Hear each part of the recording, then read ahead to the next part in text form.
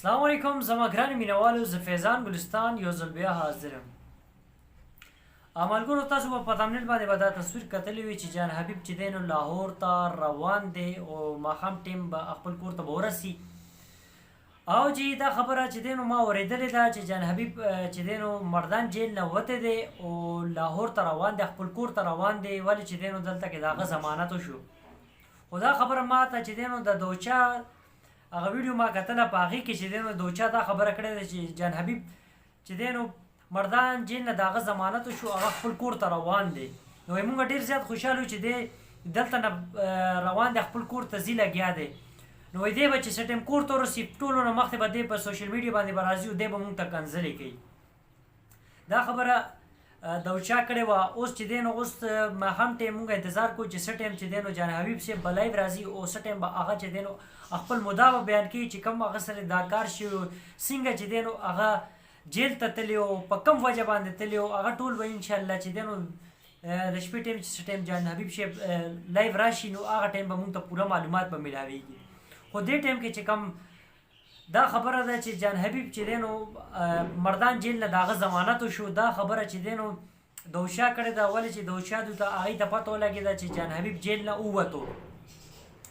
الف خان شیرپاو ده او دا چې څونه چې دی د هغې هغه کسان دي هغې ټولو دا خبره وکړه چې جان حبیب چې دی نو جیل نه ووتو، د هغه ضمانت منظور شو، هغه خپل کور ته روان دی لاهور ته.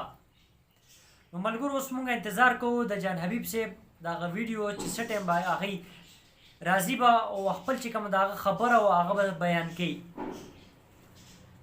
نو تاسو ګورئ، اوس پته نشته په دې خبره کې صداقت شته او که نه. دا خو ما د دوشا د هغه ویډیو مې کتلی، هغه نه مې اورېدلی. او بل چې دی نو یو بل کس دی، هغه هم دا چې دی نو په فیسبوک باندې لګولي او دا پوسټ یې لګولي و چې جان حبیب چې دی نو د هغه مردان جیل نه ضمانت وشو، د ضمانت هغه پوسټ یې لګولي و.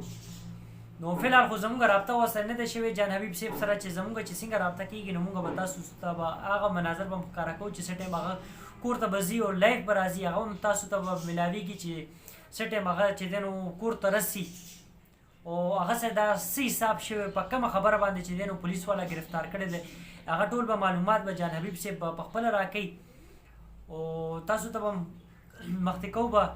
او مین وجه څه وه، په کوم وجه باندې چې دی نو په ده باندې دا چې دی نو کیس شوی دی او دی ګرفتار شوی دی، په کومه خبره باندې. هسې خو هر یو کس دا خبره کوي چې دی نو دی زما ما پسې لګېدلی دی، دی چې دی نو دا خبرې کوي هغه خبرې کوي، دا هر یو کس وایي. خو مین وجه چې کومه ده، مین خبره کومه ده، هغه به انشاءالله موږ ته به د شپې پته لګي. او ملګرو، دا زما میسج و چې ویډیو مو خوښه شوي نو لایک یې کړئ، مخکې شیر کړئ او انشاءالله نوې ویډیو کې به ډېر ژر ملاقات کېږي. تر هغې پورې زه د نه اجازت غواړم. د لوی الله په امان، والسلام.